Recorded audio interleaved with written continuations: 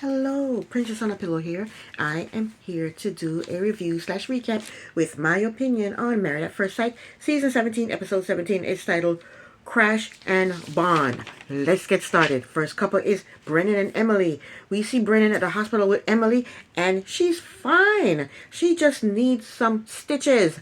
Brennan called the other couples at the retreat and told them that Emily crashed into a tree and the branch of the tree got up under her helmet and cut her. She's crying, and I'm sure it's traumatic. I feel bad for her, and Emily looks horrible.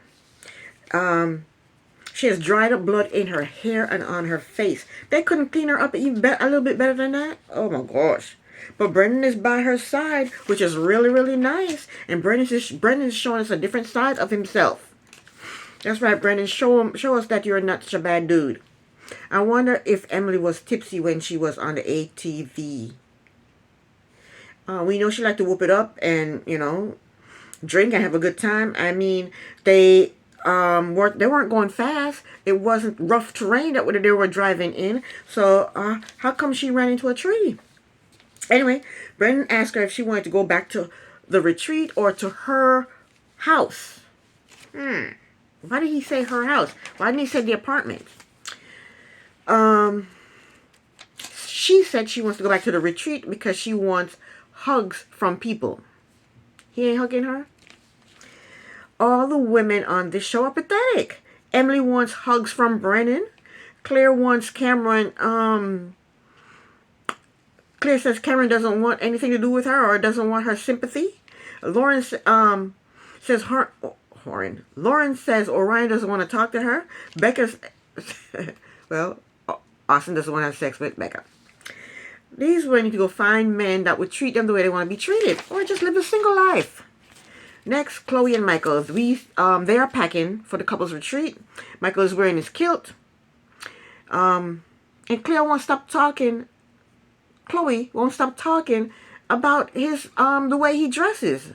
She's getting on my nerves. She needs to leave him alone, let him do whatever the hell he wants to do, wear whatever the hell he wants to wear. But if I'm not mistaken, they're going away for a weekend. It's Friday, Saturday, Sunday. They already missed Friday, so they have 2 days. Why are they packing huge suitcases? Next, Austin and Becca. Becca is sick in bed. Austin brings her toast. Austin is such a liar. He said in his confessional that it's too bad that she's sick because we were going to have some sex tonight. He didn't say those exact words, but that's what he meant. He's using her sickness as a reason not to have sex with her.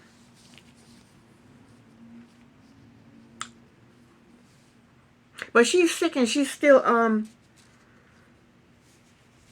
thinking about sex. She said to him, you look hot. She's so pathetic. Okay, so Michael and Cleo, they show up at the couple's retreat and they greet everyone. Lauren told Michael that she likes his skirt. She has the same skirt. It's a kilt, Lauren. I think it's a kilt. Leave that man alone. It's a kilt without plaids. So they sit down to chat, and Austin told everyone that Becca is not feeling well. Lauren told Cleo and Michael that Emily crashed into a tree and she's getting stitches. And these people are lazy. They have a chef cooking for them. They need to cook for themselves. They don't have nothing else to do. But Chloe's still throwing out digs at Michael's style, and it's pissing me off. She's messing with the poor man's masculinity. When they were sitting out to dinner, Claire told them that they were going to play a game where they dress like their partner. And Chloe said that's close to the truth. What is she calling him? A cross-dresser? But that's all she talks about, his style. If his style bothers her so much, then she needs to tell him. And she doesn't dress all that well. She dressed like a damn lumberjack. And she's talking about how, he's wearing my pearls and he's wearing my earrings. And then Austin jumps on the bandwagon and saying that, start talking about Michael wearing a skirt. He needs to shut up with his hat to the back and not having sex with his wife for some crazy reason. Just shut the hell up, Austin. Mind your business. So Austin admitted to having a few drinks the night before, but drunk or sober, he still didn't want to have sex with Emily. Not Emily, Becca. So they're drinking and eating, they're talking, and Chloe said, "You can't prepare for this process." Yes, you can. You watch the show. You applied for the show. You fill out an application. You go through interviews. You sign contracts. They tell you about the process. You take time off from work. You tell your friends and family. You go shopping for wedding dresses, tux, and rings. You are prepared for the process. That's preparing for the process. What are you talking about? Mentally or what? What are you talking about? You prepare for it mentally when you decide to go on the show.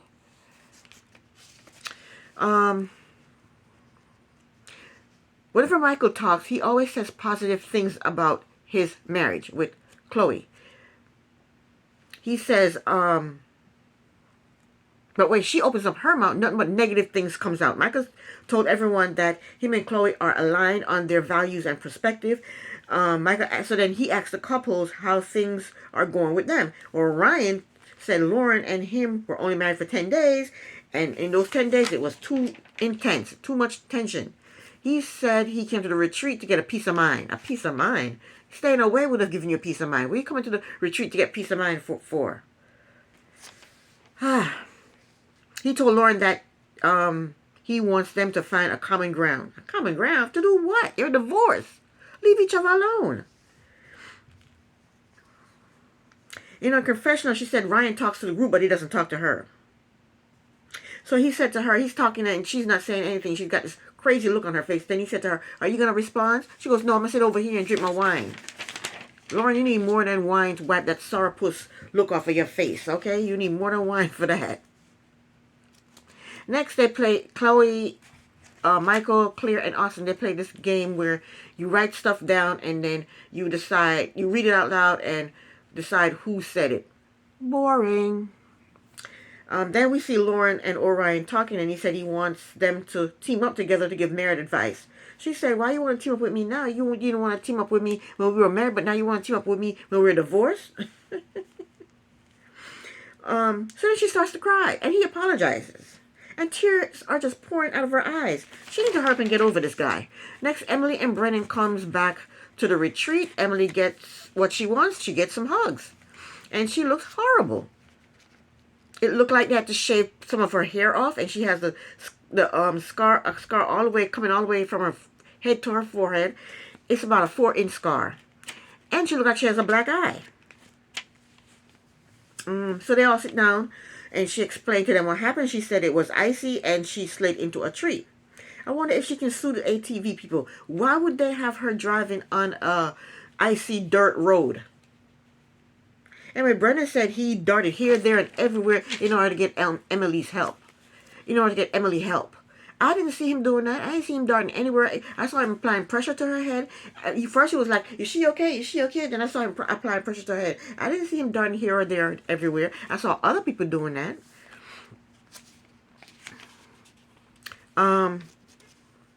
Emily said Brennan was the only one trying to help her. That's not true. The medical people came just like that. The camera people were running here, running there. Producers running here, running there, trying to help her. That's not true. She said Brennan was the only one trying to help her. She's trying to make Brennan feel important because she wants him to feel good. She wants him to feel like he's the hero. In his confessional, Brennan said he vowed to be there for her. I want a couple swap. I want Lauren and Michael to be together. I think he would treat her nicely, and I don't think she would care what kind of style he has. I want Orion and Becca to be together. I don't think she would say anything to offend him, and I think he'll give her some sex. I want Cameron and Emily to be together. Cameron came on the show for some sex, and Emily liked to whoop it up and enjoy herself and have a good time. They would be good together. I want Brennan and Claire together. Brennan, he needs someone to stick by him and be loyal and supportive to him. Claire wants to be supportive to Cameron. She can go ahead and be supportive to Brennan. Last but not least, we have Austin and Chloe. Those two can be together. She wants a man who dressed just like a regular man, and that's what Austin is. Austin dressed like a regular man. Boring. I should be the matchmaker on this show, right? She told Chloe told the ladies that Michael is a really good man. This is the first time she said something good about him. She's talking about Michael. So, wait, I skipped something. Okay, so next, Lauren, Claire, and Chloe are doing facials. And the guys are somewhere gambling. And then Emily finally joins them. And I'm glad to see she finally washed the blood out off her face and out of her hair. And Chloe is talking about Michael, and she's saying good things about Michael. This is the first time I've heard her say good things about him. She said Michael's a really good man. He has a good heart, and he's hilarious. She did say she don't like his fashion. His fashion is a challenge for her sexually. But she needs to tell him this.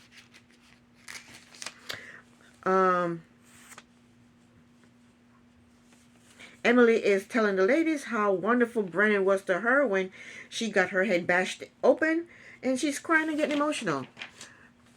Michael thinks that Chloe's digs are on his style. He thinks that Chloe's little digs she tells about his style is playful banter. No, I don't think so. She don't like it, Michael. She don't like it.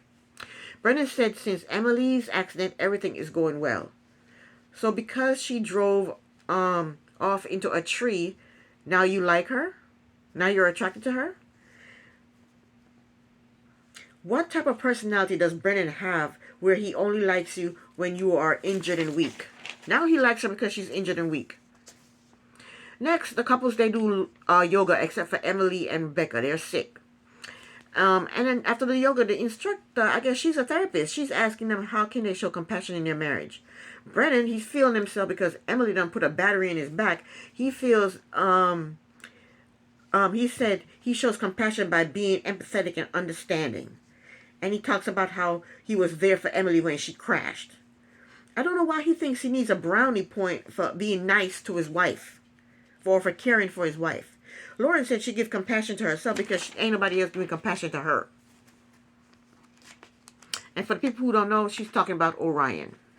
Orion said he wants to show more compassion to Lauren and communicate more through phone calls, text, and FaceTime. Now he's going to promise to call her, and he's not going to call her, and she's going to be sitting by the phone looking crazy. He wants to use her as a little puppet on the string because he knows she likes him. Anyway, next, Becca and Austin, they have a talk, and since she is feeling better, he is promising that tonight they're going to have some sex. But you can tell he doesn't want her. You can tell he doesn't want her by the sound of his voice, the expression on his face, his body language. He does not want her. Next, Orion and Lauren, they talk. She told him that she's happy that he's going to start calling and texting her. And she told him that she doesn't see any value in being friends. But she wants him to call and text her, but she doesn't want to be friends. I don't understand what the hell is going on with these people. Then he asked her if he can reach out to her. She goes, no, I'll call you. You don't call me. And she also said that you didn't call me 3 weeks ago, but now you want to call me. 3 weeks ago, he was hurt because he said his face looked like the sun. Was red as the sun or some nonsense like that. So that's why he didn't call you 3 weeks ago. I don't understand what's going on between these two. I can't stand them, really. So next, they all go to this obstacle course place. And they needed to swing on these bars. And Claire did a better job than Brennan and Orion. Michael crushed it. Michael is very attractive and he's very strong. In her confessional, Chloe was saying Michael was crushing it, and she's super turned on by him. Now you're turned on by him. You keep calling him feminine because he's wearing a kilt and some pearls. Now you're turned on by him. You better find out what's under those kilt before you call him feminine. Next, they go climb up a curved wall. Lauren and Claire did better than Austin and Brennan. They're so weak. And of course, Michael crushed it. He's very athletic. He's very strong. He has strong legs, arms, shoulders. He can wear pearls, skirts, and jewelry any day of the week because he's in shape. Now Claire is super turned on by his performance. Afterwards, they all sit down and talk, and here comes Brennan talking about how the accident brought him and Emily closer. And now Emily is extremely happy. She thinks that they have a future. I don't think so. I don't see it for them. Austin told Becca that he is going to step up his game because lately he's been lacking. Lately? The whole time you've been lacking. Next, back at the house, Michael is in a bubble bath with candles all around, and Chloe comes in and sits on the edge of the tub. And instead of getting in the tub with him, she starts talking shit about other couples. She's comparing her marriage to theirs. She said lack of communication broke the other couples apart. It wasn't lack of communication, it was sex. Claire didn't want to have sex with Cameron. Orion didn't want nothing to do with Lauren. He does not find her attractive, so he pulled reasons out of the air why he didn't want to be with her. Becca, Austin don't want Becca. He don't want to have no sex with Becca. And Brandon don't want to have no sex with Emily. It's sex. It's about sex, not about communication. It's about sex. And she talked about how their communication is so wonderful. Their communication was so wonderful, why don't she tell him that she doesn't like, it turns her off when he wears skirts and jewelry? Tell him that. So you said your communication is so great. Communication sucks. Shut up. So then she's sitting there watching him while he's in the tub, salivating at the mouth. PC told you can do whatever you want, so jump in the tub with him. What the hell? He said you're married. You know, y'all can do whatever y'all want to do, so jump in the tub with him. Don't just sit there salivating at the mouth. Next, Becca and Austin are sitting on the couch and they're talking, and Becca told Austin that she was disappointed the first night, and they were at the resort, and he apologized, and she cried and he hugged her. She told him that she just keeps waiting and waiting and nothing happens. She told him that it doesn't feel good to have to beg to be wanted. Austin told her that he understands why she's feeling this way, and he wants to make things better. So then he said she's rehashing a conversation, past conversations that they already had. And she told him that he's gotten past these things, but she hasn't. And then she told him that she needs clarity. And so do I. What the hell are they talking about? And yeah, she told him that she needs clarity. And Austin said, okay, I'll be happy to talk about it more. And he said it in a sarcastic way. And then she said, well, no, we don't have to talk about it since you don't want to talk about it. So then Austin said, we're making progression. She goes, no, all we do is make out. And Austin said, okay, you're right. We need to go further. We need to do more. And then Becca told him that he's always making promises and then nothing happens. And she told him nothing ever, she told him, yeah, you're always making promises and nothing happened. And she told him she just wants to feel wanted. And he said, so you don't believe me when I say I desire you? She goes, I want to believe you. So now he's pissed. He said, I was hoping tonight was going to end on a good note so that we could see what would happen. But now I feel like that's not going to happen. So now he's threatening her. He's saying, well, since you're arguing with me, we're not going to have sex. That's exactly what he's saying. So the next day, everybody's packing to leave, and Becca said in her confessional that she is feeling disconnected from Austin. So they're packing, getting ready to leave, and he wants to talk. And she told him that not cuddling and snuggling and not doing anything is difficult for her. She wants to do something. She wants some sexual contact. And Austin told her he cannot perform because she keeps opening up an old wound. What wound? What is he talking about? Then he hugs her and she asks him for a kiss, and he kisses her, and then everybody leaves the retreat. And on the drive back to the apartment, Austin is feeling guilty, so he stops at a wolf farm. And at this wolf farm, they're rubbing the wolves, and the wolves are licking their faces. Take me to a nice restaurant so I can have a glass of wine and a nice meal. Don't take me to no wolf farm. Well, I don't want to touch a wolf. I don't want to touch a wolf. So then, yeah, the instructor was telling them, how the wolves mate. They need to know how humans mate. Austin and Becca needs to know how humans mate. So then that was it. And that was the end of the episode. And this is the end of my review. Princess on a Pillow here. Thank you so very much for watching. Bye.